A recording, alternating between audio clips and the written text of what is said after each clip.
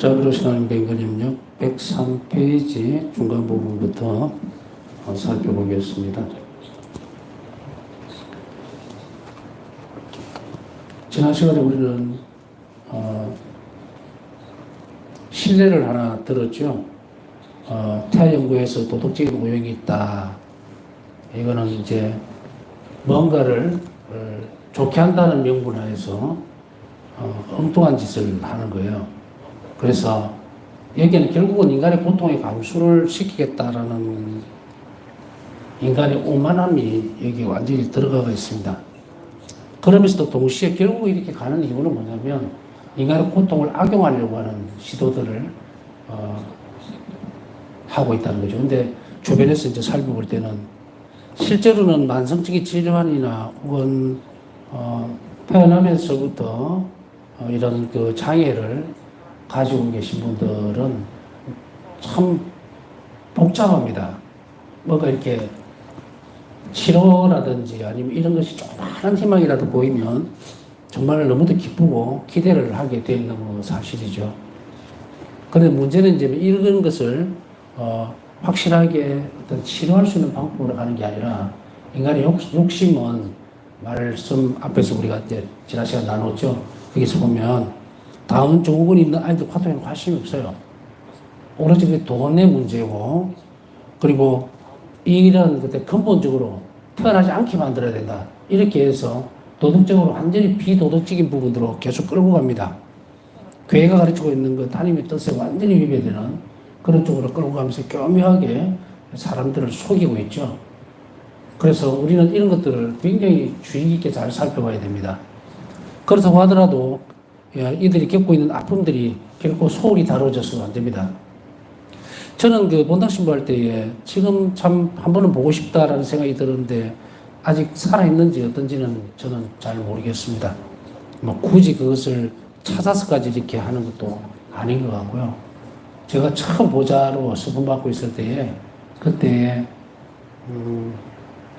아이들 둘이를 봉성체를 간 적이 있습니다. 네, 갔었죠.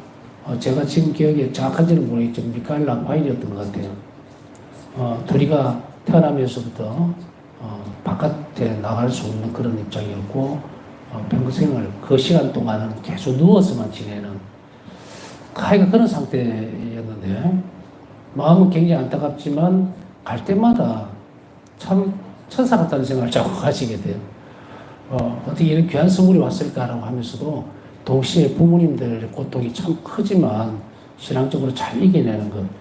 35년 전의 이야기지만 한 번도 제가 입으로 꺼내본 적은 없었던 것 같아요. 참 대단하고 대견스럽다라는 말씀을 드리고 싶었는데 또 그리고 가끔 생각날 때마다 그 아이들을 위해서 지금은 나이가 많아졌을 거예요. 많이 기도하고 있는데 만약에 살아있다면 정말 있던 그대로의 모습대로 잘 살기를 바라고 또 이미 세상을 떠났다면 하나님 안에서 아주 사랑받는 그런 영혼이 아닐까라는 생각을 해봅니다.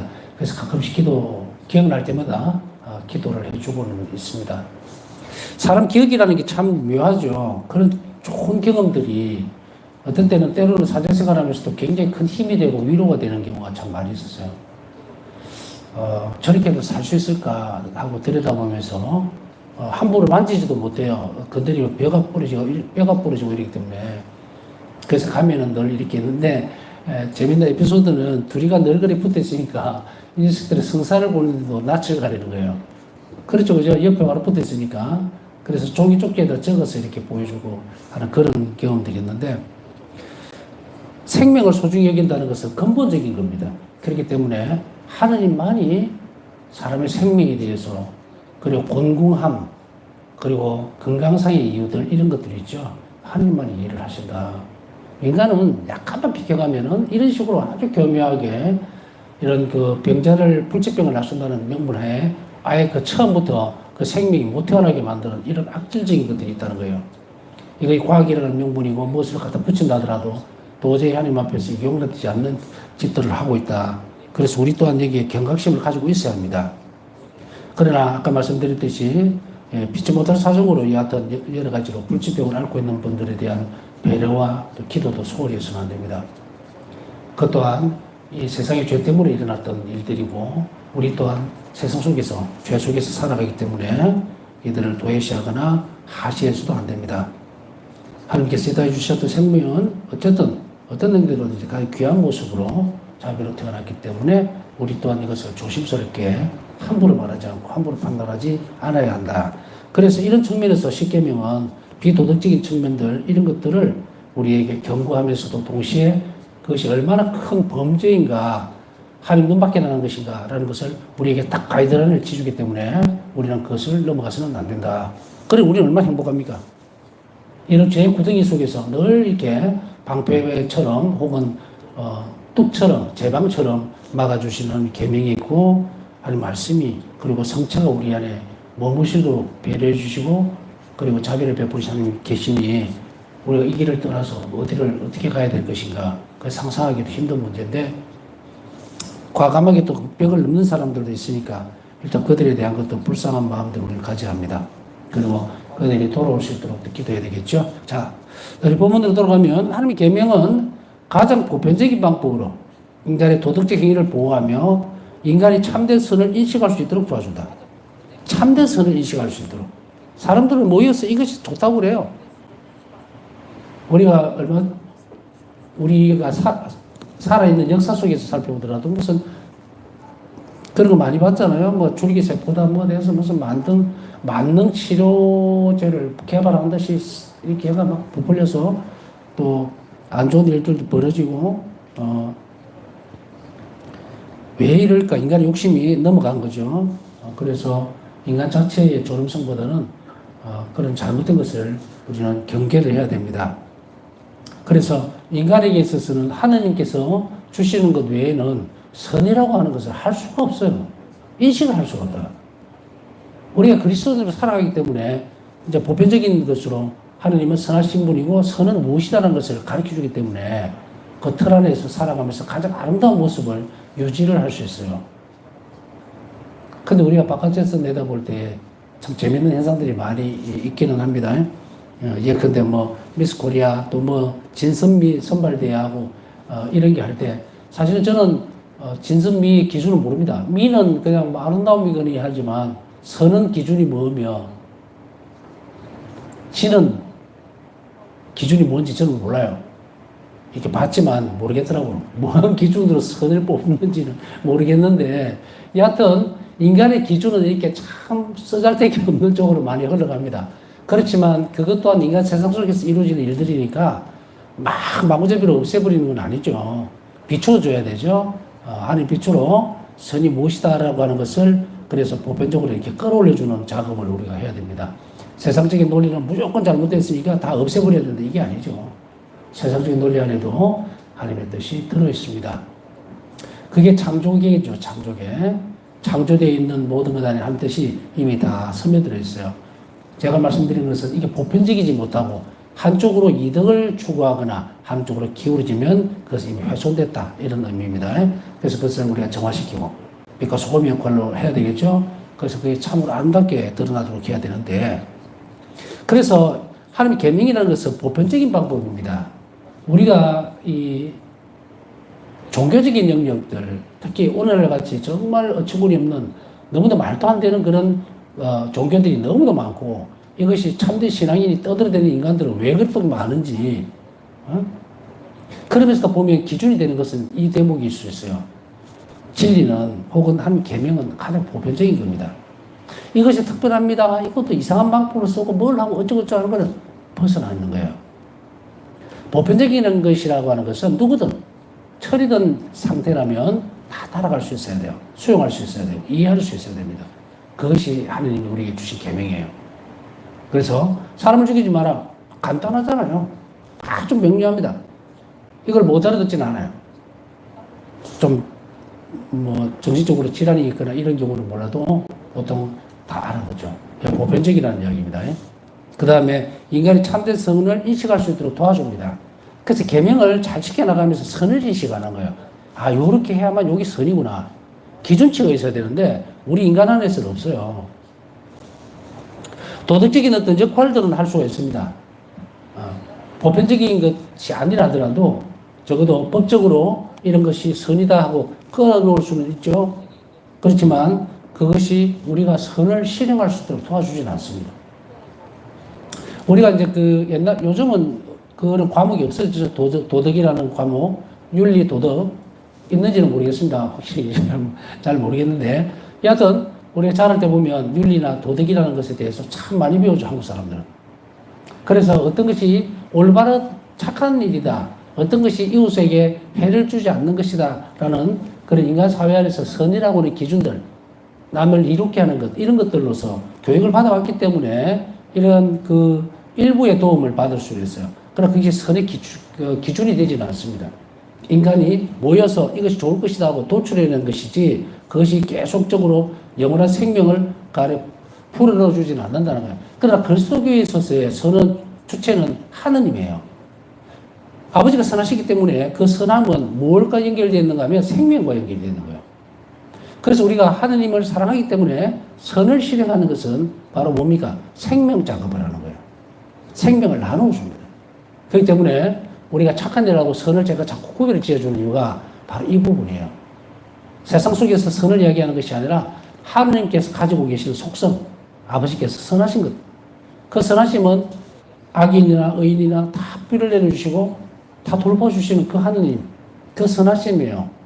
그것을 우리가 쫓아서 살아내고 그 다음에 이웃에게 전해줄 때 그때 그게 선한 거예요. 그래서 기준이 달라지죠. 법을 잘 지키기 위해서 이웃을 좀 이롭게 해주기 위해서라면 이웃이 그 대상이 되고 목표가 됩니다. 주체는 내가 되고. 그러나 하나님의 선은 달라요. 내가 예수님을 하나님을 사랑하기 때문에 그분을 닮기 위해서 내가 선한 사람이 되어야 되는 거예요.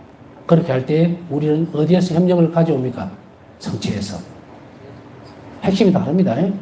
성체 안에 계신 예수님께서 나를 선하도록 만들어준 거예요. 그래서 바로 이것을 얘기를 합니다. 그래서 참된 선을 인식할 수 있도록 도와줍니다. 이와 같이 하나님의 계명은 인간이 자유롭게 성장할 수 있도록 해주고 하느님을 자신의 원천으로 바라보면서 그분께 자신을 열도록 도와줍니다. 자, 계명은 계속 준수하면 목표가 있어요. 그게 뭡니까? 인간의 자유로워질 수 있도록 해줍니다. 근데 이것이 인식이 잘못되어 있으면 어떻게 돼요? 귀찮아집니다. 지켜야 되는, 어쩔 수 없이 지키지 않으면 안 되는. 그러나 그 배경을 살펴보면요, 고해 성사를 보기 싫다는 거예요. 성사. 고해 성사에서, 그러니까 죄를 지으면 십계명을 어기면 고해 성사를 봐야 되니까 이게 싫은 거예요. 그래서 참는다. 이게 출발점이 다 잘못됐죠. 그 계명이라는 거 하는 것은 가이드라인을 딱 정해 주면요, 내가 그 안에서는 가장 자유롭게 살 수가 있어요. 여러분들 이제 지금 여름철이니까 한번 보세요. 바닷가 가보면 기가 막히는 게, 저는 바다는 안 가보고 그냥 TV로나 뭐 다른 다큐멘터리 이런 걸로 좀 보는 편인데, 막 갈 일도 없어요. 여기 막 앞에 한 20-30분이면 바닷가인데도 잘 안 가집니다. 제가 군대 생활을 바닷가에서 해가지고 아주 진절머리가 나는 면도 있고. 여하튼 거기 가보세요. 그러면 뭐 해운대든 어디든 가보면 해수욕을 못하도록 하는 그 가이드라인을 꺼놓죠. 그죠? 요 넘어가면 안 됩니다. 왜냐면 뭐 이렇게 푹 파인 곳이 있다든지 위험해서 가지 말라고 그래요.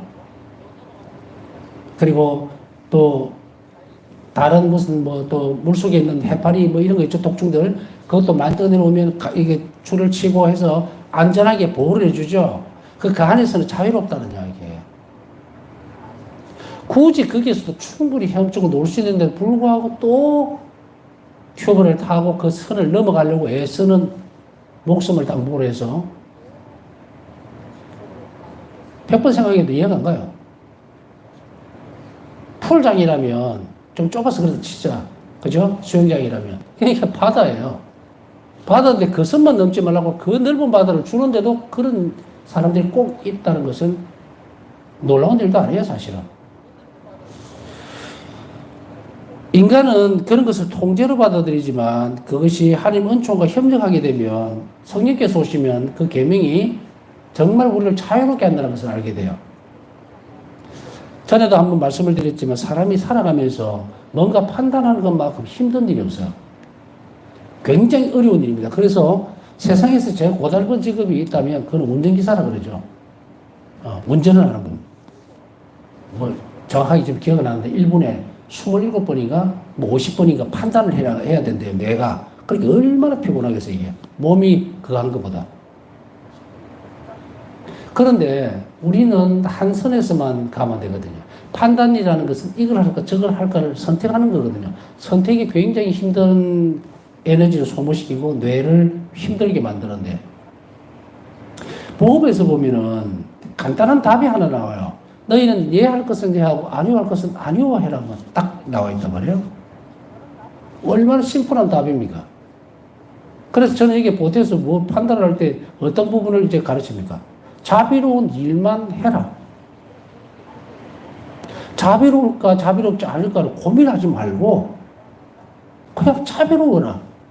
여기에서 실패할 수 있습니다. 그거는 상관이 없어요.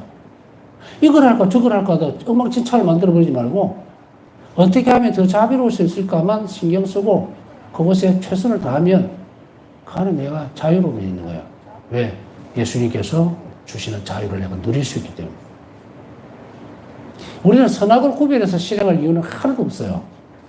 이제 우리는 한 자비 시스템에서 보면 줄 게 하나밖에 없어요. 자비로워라. 자비로운 일만 신경 쓰면 돼요. 다른 거는 아까 앞에서 판단의 문제를 말씀드렸지만 내가 어떻게 하면 자비로울까 하는 것에 초점이 하나 딱 맞춰져 있는데 자비로워야 되나 말아야 되나 하면 또 두 개가 생긴다. 그래서 사람들 어떻게 합니까? 가가지고 또 기도한답시고 앉아가지고 이걸 할까요? 저걸 할까요? 할 뜻이 어디 있습니까? 왜 그걸 물어? 하나밖에 없는데 길이. 그게 아니고 제가 자비롭게 해서 도와주세요 이라고 해야 돼요. 제가 힘이 없습니다. 자꾸 넘어집니다. 그러니까 저를 도와주십시오. 언쪽으로 도와주셔서 제가 좀 더 자비로울 수 있도록 그렇게. 길은 하나밖에 없는데 뭐 자꾸 그걸 물어요 와서. 어떤 게 자비로운 일인가. 물론 판단을 잘하기 위해서 더 자비롭기 위해서 하는 것은 얼마든지 가능해요. 줄기는 제가 말씀을 드렸잖아요. 하지 않으려고 하는 의도를 가지고 있으면 안 된다. 하려고 하니까 뭐가 더 나은지를 선택해야 돼요. 그래서 우리는 더 자비로운 일을 위해서 고민을 해야지 이걸 할까 저걸 할까를 고민해서는 안 된다. 그거는 자유를 해치는 거예요. 이렇게 하면 인간이 자유롭게 성장이 됩니다. 머리로 이거 안 될 것이야. 뭐 저런 말이 있어. 하지 했으면 그 사람은 그냥 안 자라요. 자라는 걸 포기한 사람이에요. 하면서 실행하면 한 은총과 협력이 되면 자라요 자기가. 그래서 어른의 시야로 보게 돼 있어요. 그것 자체를 안 하려고 한다는 것은 그냥 안 살겠다는 이야기지 하기만 해서. 제가 본당신봉하면서 늘 마음이 아팠던 것은 뭐냐면 강론을 하면서 보면 보여요. 물론 뭐 다 그런지는 모르겠습니다만은 제가 뭐 특별하게 무슨 은사가 있고 뭐 이래서 뭐 눈에서 레이저가 나와서 본다는 건 아닌데 분위기라는 게 있잖아요. 아, 이 사람이 지금 내 말 알아듣고 있구나. 아니면 이 사람들이 내 말을 수용하고 있구나. 큰 표가 나요. 그러면 굉장히 어떤 부분에 있어서는 좀 기가 빠집니다. 이렇게 기운이 빠진다는 얘기, 기가 빠지는 게 아니고. 그래도 끝까지 얘기는 합니다. 전달해야 되니까, 전해야 되니까. 근데 마음이 아프다는 건 뭐냐면 저런 사람은 안 잘합니다. 아무리 조금 보고 말씀을 주어도 안에서 자기가 믹싱을 해갖고 지금 받아들일 수 있는 것만 딱 받아들이고 탁 내뱉어버려요. 얼굴이 다 표가 나요. 그래서 이렇게 봅니다. 에이, 해보지도 않고. 그거 못해요, 그거. 이렇게. 예수님이 인간에게 못하는 일을 시켰다? 시켰다 하더라도 하나님 그래서 은총을 주시는 거예요. 인간의 힘으로는 아무도 할 수 없으니까. 여러분들 가운데 혹시라도 그런다면 그렇게 하면 안 돼요. 마음이 유순해져야 된다는 말은 이 말입니다. 오늘 주님 말씀을 듣게 되거든. 너희 마음을 무디게 가지 마라. 제가 어떤 때는 묵상을 하다가 뭔가 이렇게 깊이 들어가지 못하고 이럴 때는 이 성경 말씀을 떠올려요. 내가 마음이 무뎌져 있나? 그러면 도와주시라고 청하네. 잘 알아들을 수 있도록, 유순해질 수 있도록.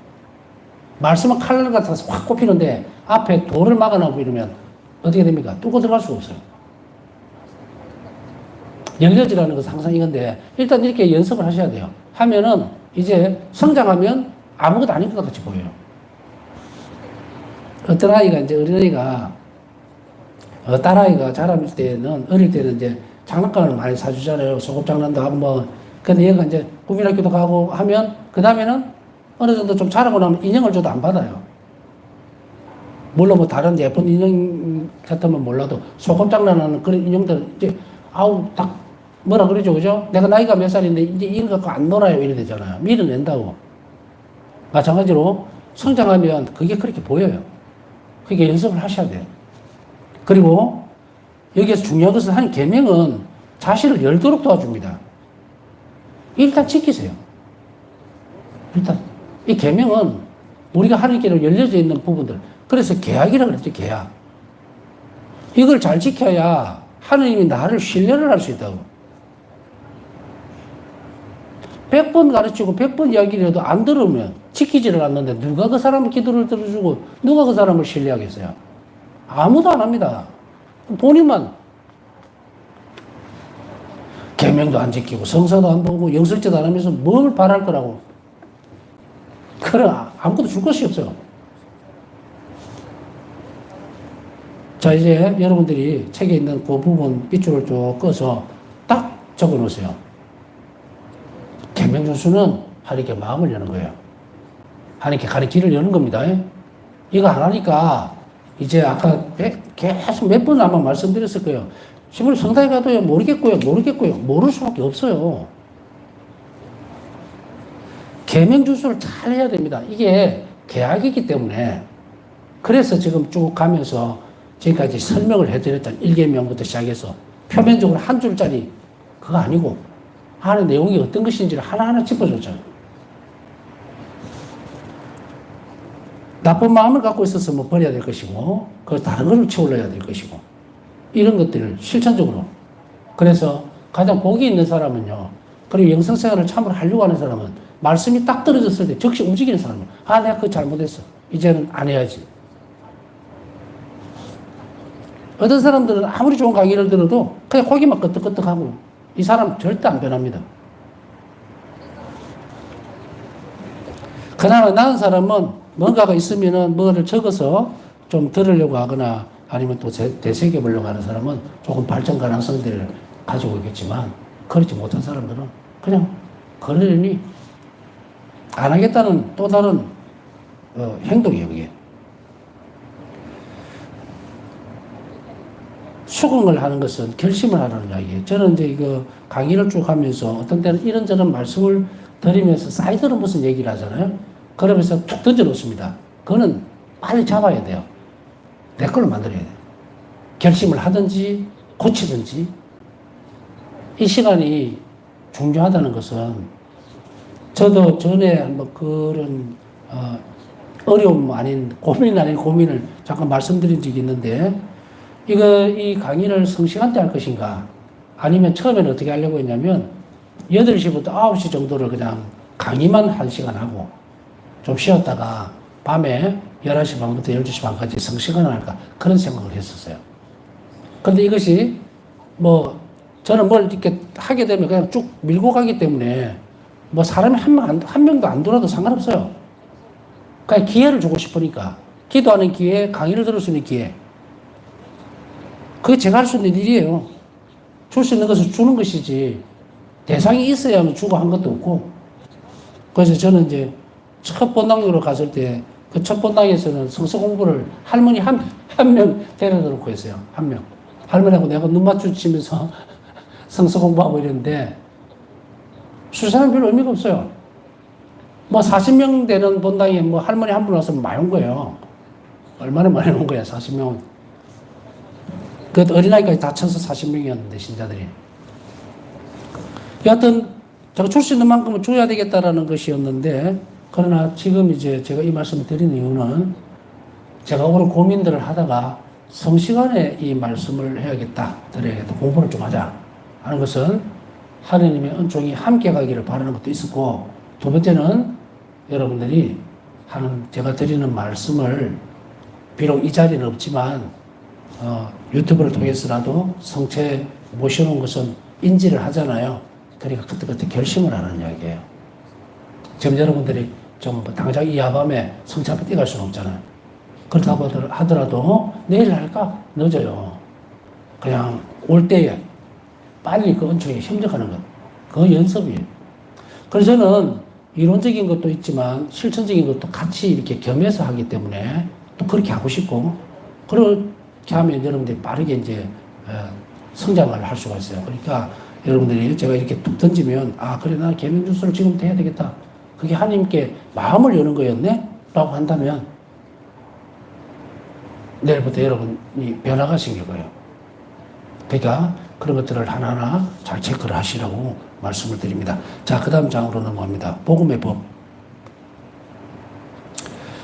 십계명의 옛 법은 정화를 위한 것입니다. 이는 복음의 법으로 완성이 됩니다. 구약에서 드러나는 십계명은 정화를 시키는 거예요. 그러나 복음의 법으로 완성이 됩니다. 그래서 구약은 신약의 예표라고 그러죠. 그래서 구약에 약속된 것이 신약이 실행이 됩니다. 그러나 구약을 빼버리면 신약이 어떻게 됩니까? 약속이. 신약, 새로운 약속이잖아요. 그러니까 구약이 있어야 신약이 있잖아요. 십계명의 완성은 이제 신약이 와서 복음의 법으로 완성이 됩니다. 그것을 앞에 구약의 십계명은 정화를 위한 거예요. 그래서 구약의 모양을 쭉 보세요. 보면은 자신의 죄를 어떻게 속지 않는가에 대한 것, 번제물을 바친다든지 이런 여러 가지 것을 해서 정화를 시킵니다. 그래서 사람들은 이 정화라는 것이 죄가 어떻게 됐습니까? 추하고 더럽다는 거예요. 그것에서 깨끗하게 한다는 의미죠. 그래서 바로 십계명은 예법은 정화를 하는 겁니다. 인간의 죄로 물들은 인간을 정화시키는 과정이에요. 그래서 죄에서의 회개를 계속적으로 가져오는데, 이 죄에서 돌아선 회개는 신약에 와서 이제 세례요한에 의해서 시작이 되죠. 그러나 구약에서는 정화에 대한 개념을 계속합니다. 그렇게 해서 번제물을 드림으로 인해서 제물을 태움으로 인해서 자신을 깨끗하게 한다. 하나님 앞에서 그런 의미들을 가지고 있는 거예요. 그리스도의 복음의 법은 특별히 산상설교에 나타나 있습니다. 복음의 법은 세 개의 축을 바탕으로 하고 있어요. 여러분들은 복음이라는 말을 들을 때 굿뉴스라는 그게 왜 여러분들에게 있어서는 복이 있는 말씀입니까? 복음 그러잖아요. 근데 복이 있는 말씀인데 그 복이 뭐예요? 그냥 복음을 들읍시다 이러면 그렇구나 이렇게 하는가요? 그 말씀 자체가 복을 준다는 이야기죠. 참된 복을 준다는 거예요. 그러면은 우리가 참된 복을 이제 전해 듣습니다. 바울사도 말씀을 전파해야, 말하는 사람이 있어야 들을 거 아니에요. 들음으로써 믿음이 생긴다 그랬죠? 그러면 복음은 뭡니까? 기쁜 소식은 뭐예요? 기쁜 소식은 제일 끝으로 가버리면 이제 인간이 죄의 용서를 받는다? 그것에서 그칠까요? 어느 선에서 보고 있느냐, 이게 복음이. 내가 신앙을 가짐으로 인해 가지고 이 땅에서 죄를 용서받는다? 그게 복음의 끝입니까? 우리가 보면 예수님께서 신약에 그 공생을 하실 때 사람들에게 죄를 용서해 주시죠, 계속.